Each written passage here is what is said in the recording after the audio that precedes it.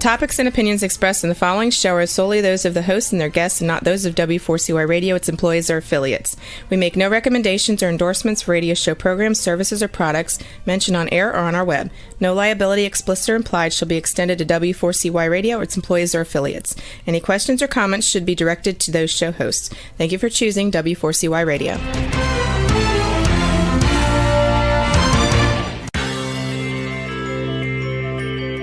Who is January Jones? She is not a young, beautiful, talented actress on Mad Men. She is not an older, gorgeous, exotic dancer from the Johnny Carson show. She is an author, and she wrote Thou Shalt Not Whine, the 11th Commandment, that reached #1 at Amazon.com. She is a reality TV golf personality with World High Stakes Golf televised on HDNet. She is a humorist and winologist expert. She is your featured host today on January Jones Sharing Success Stories. So sit back, relax, and get ready to laugh and listen to Ms. Jones with her eclectic roster of guests as you learn life's lessons. These stories plus sharing equals success. Welcome, and remember, beware, because you are entering the no whining world of January Jones.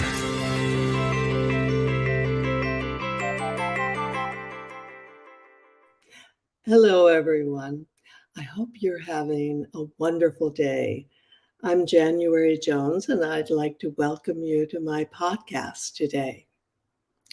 I'm wearing one of my glitter cowboy hats. My new brand is the Glitter Granny.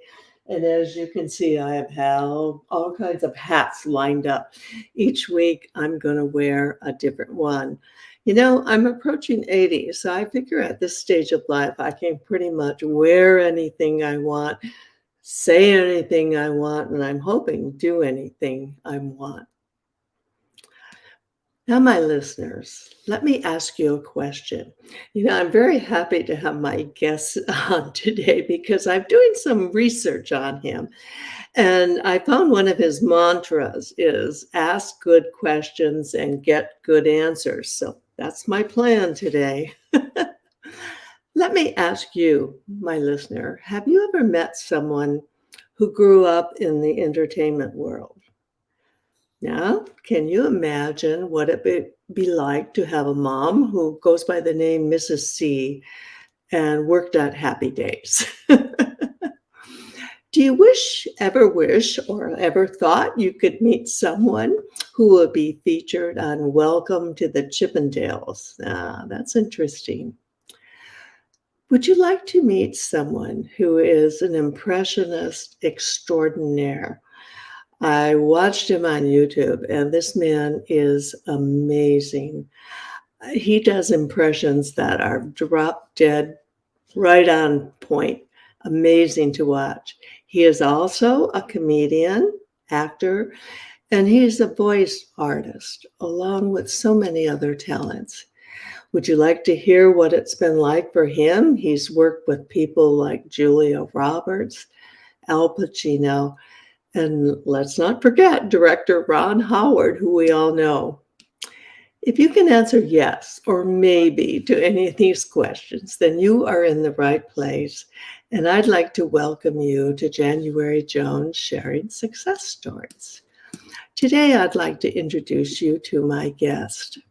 He is an actor, as I told you, impressionist extraordinaire, voice artist, and improvisational comedian. That's a hard word for me. Best known for his work on Whose Line Is It Anyway? And Impress Me. Currently playing Colonel Sanders in the popular KFC commercials, as well as George Washington crossing the Delaware Turnpike for Geico, which is an incredible thing to watch. And that commercial led his mother to claim that she is now the mother of the father of the country, which is incredible. He's going to be portraying Phil Donahue, who was one of my favorites in Welcome to the Chippendales. I'd like to welcome to the show today, Jim Messinger. Hi, Jim. How are you doing today? I'm doing good. Thank you for having me on the show, January. I'm so happy to have you, and I love it that we're both wearing hats today. And we're both wearing a lot of orange, too. Well, actually, that's what happened. I put the shirt on, and then I thought, well, what hat will I wear today? And it just screamed orange. That's how I get dressed, too. Yeah, tell me where your hat came from. What's your theme? Where my hat came from? Oh, Yeah. it's just a head covering. It's nothing fancy. Okay. I cover my head quite often these days. It's not part of your hope for brand, is it? A little bit, I guess so. I mean, I wear a hat a lot of the time, so it's usually just a cap or something turned around backwards. Yeah. It's been so much fun researching you for the show and seeing you are just an amazing person. Before we begin the show, let me ask you one question that I've been asking everyone who comes on. Mm-hmm. How did the pandemic affect you? How did it affect your career? How did it affect your personal life? Any thoughts on that? Wow. Yes. Well, it had a huge effect on me and everybody I know. Mm-hmm. We didn't suffer terribly for work because I do a lot of work from home anyway. I'm a voice artist. Yeah. You mentioned that I do the voice of Colonel Sanders, which is true. I've been doing the Colonel Sanders voice for quite some time. And then, of course, you can do just about anywhere. So I did that from home. I love it. I love it. Just do that any moment you feel the urge. I generally do. Thanks. And then I do audiobooks as well. I've narrated quite a few, over 100 audiobooks at this point. And then that's something that I can do at home. But I did feel very frustrated and disappointed in the way that the whole pandemic kept us locked down, away from one another, separated and isolated. And I felt for my fellow citizens and my fellow artists who couldn't perform, who couldn't do holiday gatherings, who couldn't go to funerals or weddings during this horrible time. The kids that had to stay at home and try to socialize at an early age without being able to be with other kids really physically. I think it was a disaster, and so the effects of it, I think we're going to be feeling for some time. But for me, it was, I was one of the lucky ones. I was able to keep working, and we had a fine year overall, or 2020, and 2021 was fine also. But I know that I look around when I drive around, even my neighborhood, I see the many, many empty buildings, businesses that were once, struggling or thriving businesses, whatever, are just gone. And that's horrible. I also see a great deal of homeless people on the streets and in my area in Los Angeles. And I can't help but think that too was a result of how this was handled. So not to be a downer, but it was terrible. Mm-hmm. Yeah. And I think it's just something, I always talk about it on the show because I like to ask people how it affected different people, different areas of the country. And I call it the pandemic pause, which we were all forced to take. Some people come on the show and they say it was just a blessing, if you can believe that, and that caused them to step back, think things out, redo, make a new plan. But then for other people, it wasn't so easy to do. And I think there's repercussions across the whole country. It affects every industry in the country, and it pretty much affects every family in the industry or in the country, don't you think? 100%, January, absolutely. I know. I hope, I pray. I think we're coming out of it. And I think I'm always the optimist, okay? Yes. No whining. No whining. No whining allowed. I love that. You got them. There's something I remember, similar sort of thing that I remember reading about. I think it was Game of Thrones, but it might have been might have been Lord of the Rings. Anyway, one of these huge epics where they have, thousands of extras that are dressed in battle gear and have to be smeared with mud and blood and somewhere in one of the tents where these men and women were being made up every day, which basically consisted of them getting up very early in the morning, somewhere in England probably, and being smeared with cold makeup. And there was a sign up on the tent wall saying, "No moaning." Oh. And I would have said no whining. They were even tighter then. They didn't even want to hear your moaning. Nothing. That's for sure, especially at those hours of the morning.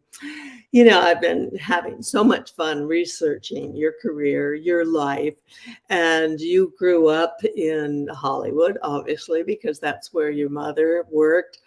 Well, actually, I mean, not to be picky, not Hollywood proper. I mean, Hollywood is down the road from us about a half an hour. I'm in the suburbs of the San Fernando Valley. I'm a Valley guy. Okay. Well, we lived in Westlake Village. Yeah. For 40 years, and we were always going into the Valley back and forth. And so it's not, I agree with you, it is not Hollywood. It's actually probably a pretty nice place for someone who's a child of Hollywood to grow up, don't you think? Because you're a little bit more anonymous there. Oh, absolutely. And I was anonymous anyway for years because it wasn't my career. But it was we had a very horsey kind of environment too. A lot of equestrian stuff going on in our neighborhood back in the 60s where I lived. I still live in the same house that I grew up in. I went away for a long time and that stayed in the family. And I basically, my mom gave it to us to live in when we moved back from New York City. I raised my daughter here. I love hearing that because we were in Westlake Village for 40 years. And one of our daughters who was born there is still living there with her two twins. Isn't that great to have been someplace that long? I love it. I'm very grateful. Mm-hmm. Yeah. We just redid our kitchen. So other than that, we haven't changed it a whole lot. So it's a very, very comfortable place. And I've spent so many years here. I feel like I know every inch of it. And we could have done a lot worse. Mom, among the many things that she did right and generously was that she provided homes for both of my sister and I. Oh, what a wonderful thing to hear. And it's exactly what you would expect her to do. And we all grew up with her. And excuse me. Okay. I love when you did that commercial of Washington. And then she comes up, well, if he's the father of the country, I'm the mother. How cool was that? Yeah, Washington crossing the Delaware Expressway for Geico. Yeah, it was a fun one to do. That was brilliant. Now, when you do these commercials, how much input did you have when they were filming it? Were you involved in it? Well, they had the script and then they tried a lot of things and then I pitched some things. So yeah, I think one of the lines that I improvised actually made it into the final spot. So usually on commercials, they're grateful if you have any kind of idea to try to, especially if it's humorous. And so they can burn a lot of, they're just going for 30 seconds. So they can burn a lot of tape as it is. And, and then back to editing. Speaking of commercials, here's one for my book, Thou Shalt Not Whine, which Jim doesn't do. And if you'd like to have a wonderful gift for Christmas, this is a great suggestion. Lately, there's a whining epidemic in our world. People are even whining about whining. Are you sick and tired of listening to everyone whining all the time? So was January Jones, the author of Thou Shalt Not Whine, the 11th commandment that reached #1 at Amazon.com. Ms. Jones based her book on a survey of the top 10 things that people whine about at all ages and all stages of life. January is a success coach that can tell you how to help others. When you buy Thou Shalt Not Whine, the 11th commandment, you'll find out what people whine about and how to stop them from whining. This is the perfect gift book to give or get for any occasion. Thou Shall Not Whine was voted the best gift to be given anonymously for those special people in your life. Ms. Jones is an internationally known author in the style of Irma Bombeck, specializing in housewife humor with her book being published in Korea and China. You can find Thou Shall Not Whine at Amazon.com. Welcome back with my guest, Jim Meskimen. Now, Jim, share with our listeners, please, if you would, your contact information, how they can get your, I don't know if you do have some books now, don't you? I have some ebooks connected to a course that I offer in how to be a working actor, and that's available at jimworkingactor.com. Yeah, I put together a series of videos and ebooks about how to start with your acting career, how to maintain it and keep it growing. I've been an actor for 35 years, so I've learned many lessons, and I learned a lot of lessons from my mom, Marion Ross, as well. And I put it all together in a course with videos and ebooks. And there's also a course about voiceover for people interested in getting into voiceover, and a course in doing impressions, because I know there are a few people out there interested in that. So that's all available at jimworkingactor.com. Oh, I love that. Okay, we'll put that down on the bottom of the screen during the show. Now, when you look at this whole situation, what would you say are the pros or the cons of the working and growing up in the environment that you grew up in? Well, mostly pros. I mean, as far as I got a great education by being able to observe my mom, a working actress who, was a struggling sort of actress, doing guest star spots, commercials, small roles in films, most of her early career. She did have, she was on a soap opera for a little while, so that was a steady employment. But most of the time she was, hunting and looking for the bigger opportunities and being quite dogged about it. Yeah. And she was inspiring in that way. So I watched that development. I mean, I didn't really have a choice. We lived together. After I was about 8 years old, she was a single mom. My folks got divorced. So Marion was raising myself and my sister alone and without much help, and also pursuing this career, which eventually turned out to be pretty phenomenal and definitely rare. So growing up in that environment, I observed that. I wasn't always happy with it, but it was eventually when it became something that was very positive for Mom, and her career really started to slowly ascend. That was really good, because obviously we had our physical needs met much more easily. And but the best thing for me is that I learned how to be how a professional operates, how a professional actress or artist of any kind interacts with other people, how they build their career, how they keep, you'll understand this, January, because you inspire people not to whine. Yeah. a lot of actors, and I've been guilty of this myself. It's easy to complain about the sort of desperate things that happen, and the sort of long periods where you're unacknowledged for what you do, the uncertainties and all that. And it's easy to tell stories and to whine and to complain, and it almost feels cathartic, but it really, at the end of the day, it's not nearly as cathartic as actually getting busy and doing something that might result in a job. So I feel like I got a really good education in that, because my mom was not one to sit around and complain at all. She was one to get busy and do things. And she would, for example, doing a play in Los Angeles especially is kind of a thankless pursuit. You'll get a small audience of people. It's a tremendous amount of work. It's not very glamorous either, in a town that is really devoted to film and television. It's not New York, in other words.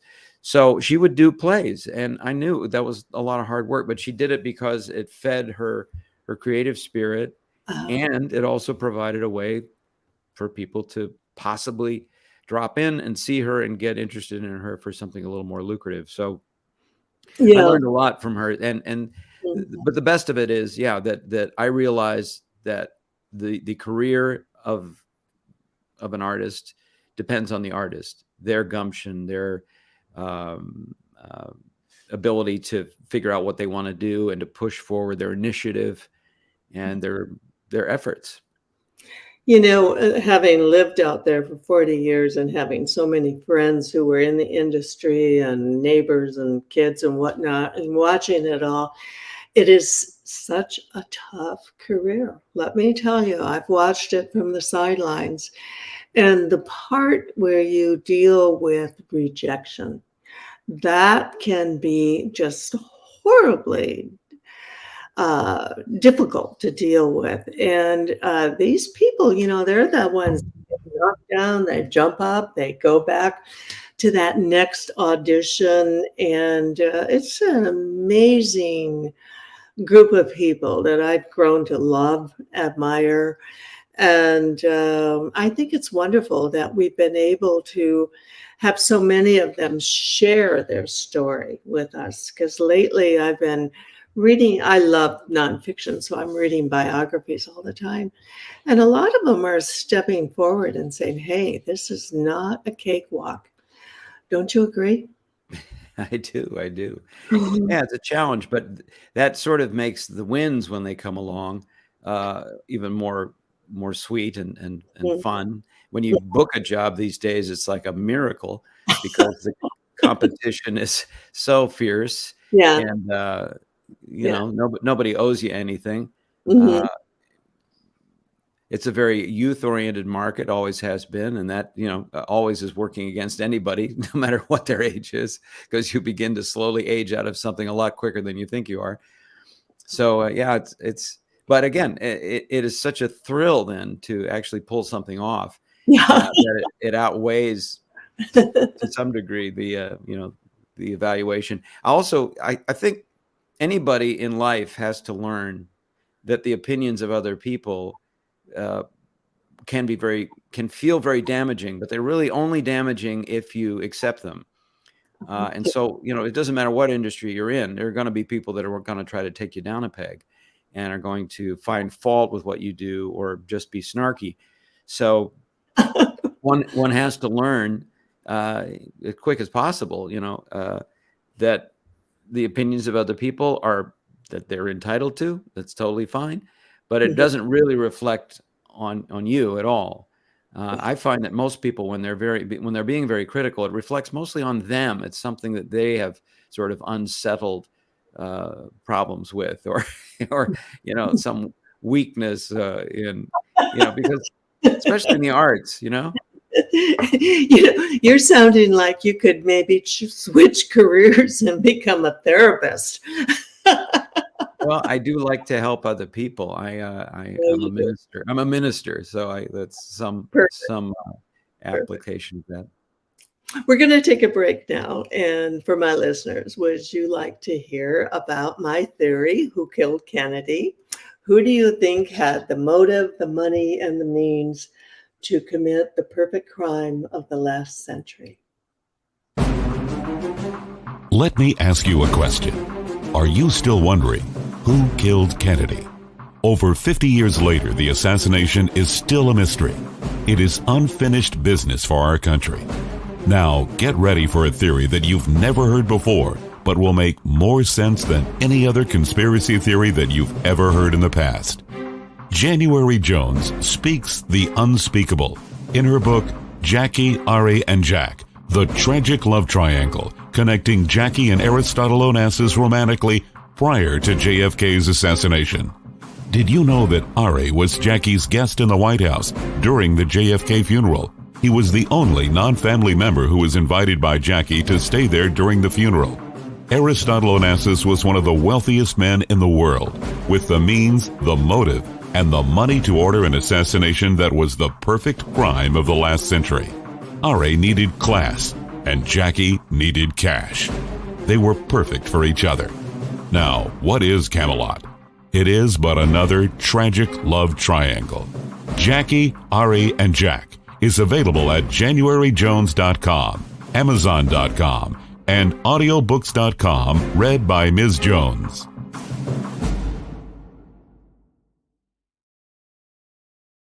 Welcome back with my wonderful guest today. And it's exciting. All of my books with my theory that happened 60 years ago, and we're still asking who killed Kennedy, have all been coming out in audiobooks. And I know, Jim, you do audiobooks. And this is amazing what's happening with the industry. Audiobooks, that's where it's happening, isn't it? Yeah, it seems to be a growing field. That's what I'm always being told, and I work steadily in it. And my daughter also has become a very good and busy audiobook narrator. In fact, she's probably narrating something right now in her own home studio. So Uh-huh. it's great because people are on the move, they're on the go, they want to keep being educated while they drive or while they take long hikes, and I think it's great. I listen to audiobooks too. Yeah. Yeah. It's kind of interesting how it's evolved because I was thinking audiobooks, but what's this all about? Well, it is. It's a thing that's happening. And your daughter is in the industry. That's 3 generations. That's I right. know your sister wrote for Friends. That's right. And so you have a whole family that has been involved in this industry. What advice do you have for people who are listening? Young people? Hey, old people who want to have a career. And I know you have programs that they could follow. What could you say to people who are considering this career? Well, the first thing I recommend people do is to sort of, observe the television shows and movies or stage plays possibly that they see that they feel like a very strong attraction to, that they feel like that would be the kind of role that I'd love to do. That would Oh, satisfy me and be very interesting to me to do. mhm. And it takes a little bit of self-reflection to kind of sort that out. Like, what part would I really like to play? Uh-huh. And to kind of make a little bit of a list. What sorts of roles do I think I'd be good for? And then start to, in some small way, create on a role like that yourself. You can either, if there's a television show or a movie that you've enjoyed watching a certain character in, you should memorize a little speech of theirs, and just, you don't have to perform it for anybody, but just put it on its feet in your own home and give it a try and feel what it's like to play that sort of character. Or look for Mhm, opportunities you know, to present things like that. mhm. Um, a lot of actors get their start in doing theater plays. These days, it's also very easy to videotape things. And whether Wow. you decide to share it with someone or not, you still Yeah. have the experience of creating a character, behaving like that character, maybe saying things that that character would say, and record it for yourself and then check it out, look back at it, see if it's most people will notice a disparity between what they think they're doing and what actually they wind up with. And that's Yeah. an important thing to note. Uh, Yeah. our Yeah. body, we feel a little different inside our bodies than the way that we look outside of our bodies Yeah. to an audience. And with like this show will go on YouTube, and then there's Instagram, and there's just so many opportunities out there that are just all new and very exciting. When you look back on your career, I know you've done just about everything. What really, when you look back, was the most favorite, your most enjoyable thing that you did? Well, I usually say, and it's still true today, actually, I usually say Apollo 13, the Ron Howard directed film about the Wow. Apollo 13 mission. That was a great experience. First of all, it was a big movie. I Yeah. worked on it for about a month, which is a good long time at Hmm. Universal. And I learned a lot just by researching and studying what the space program was like, things I didn't know at all. Hmm. And so that was of great interest to me. It's a big subject, space travel. So I found it a very expansive kind of thing to think about and learn about. Hmm. And also, I like being part of a film that had a really terrific message. And the message of that film to me is that human beings, when they work together, can solve even the stickiest of problems. And that's different from the themes of most movies today, and even most movies overall. I mean, we don't experience that kind of story very often, but this was a true story, and that's the message that it have. And I think it's a very well told story, so that message comes through very well, and people really go, yeah, that I know that if Apollo 13 is on, I have to watch some of it because even though I've been exposed to it from many, many different angles, both being a part of it and being an observer and an audience member. I'd still love to hear that story being told. Oh, it's absolutely the most positive favorite thing out there, and it proves and it teaches the fact that anything can be accomplished, and that if you set your mind to it, you can do anything. I know I was very fortunate. My first husband was a test pilot, and after he was killed testing, I was fortunate enough to meet the 3 astronauts that stepped onto the moon or were driving around the moon.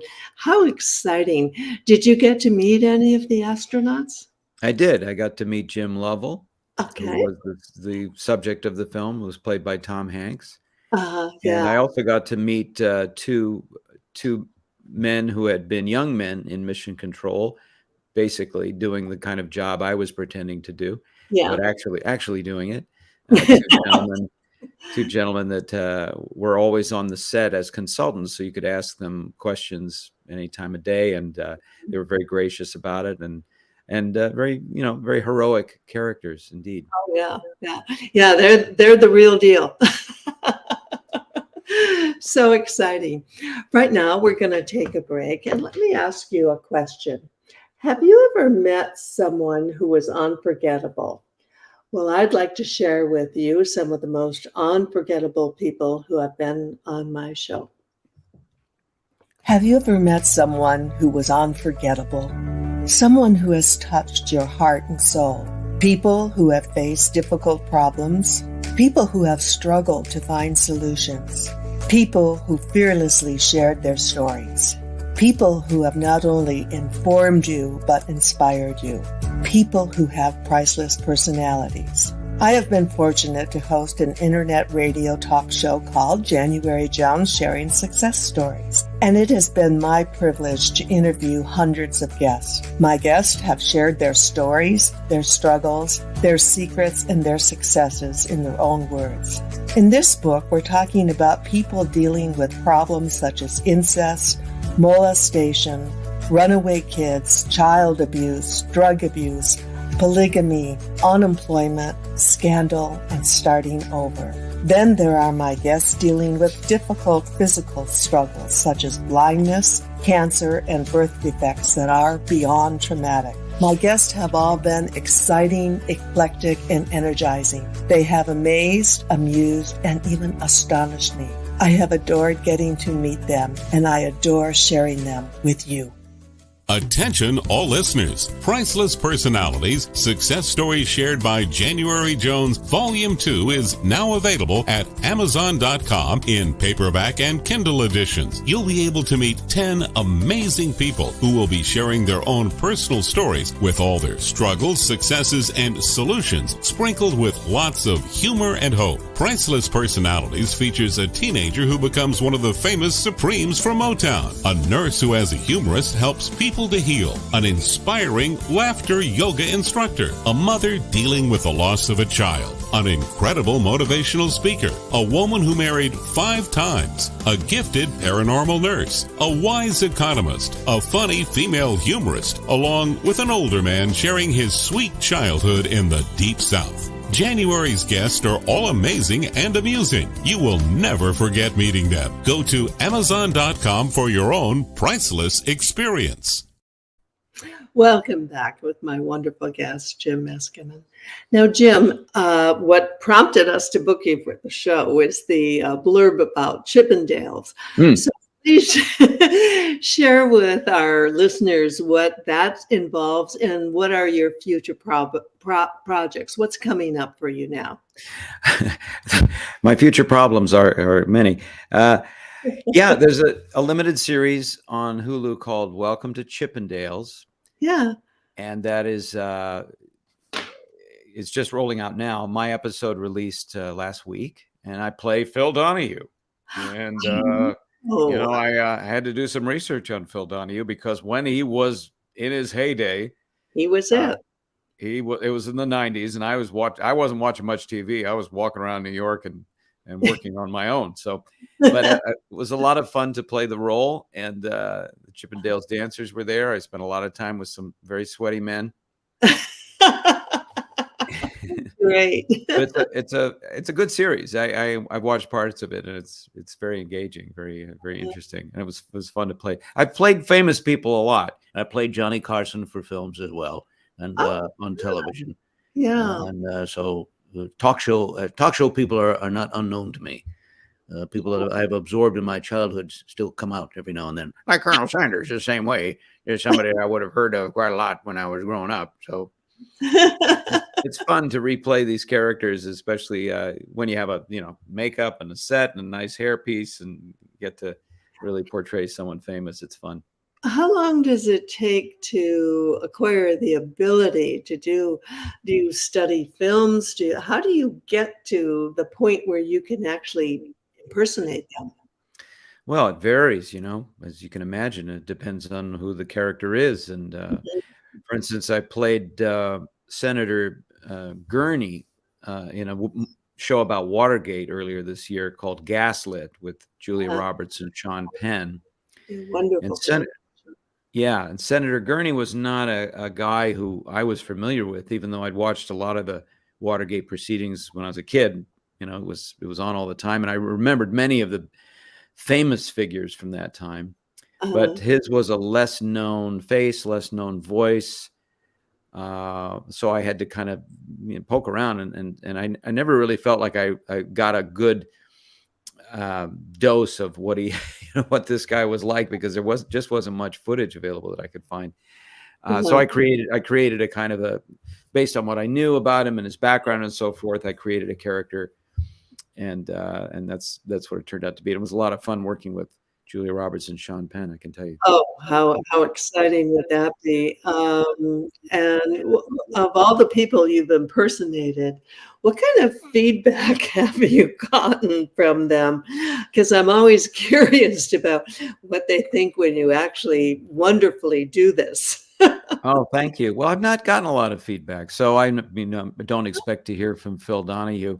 Ron Howard, who I also I like to imitate Ron Howard because he's a very gifted speaker. He's very he's got his own master class, which was terrific, which I've watched, and I've been exposed to his style for many years when he was a young man, all the way up to present day.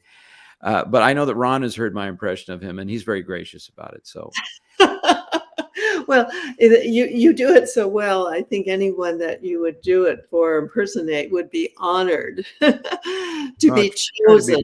Try to be respectful. Yeah. Oh, of course you have to be respectful. Yeah, you don't want to cross the line there. So when we're talking about all these famous people that you've worked with, Julia Roberts, Al Pacino. Oh my God, how exciting was that? Well, the thing with Al is, I enjoyed him on stage.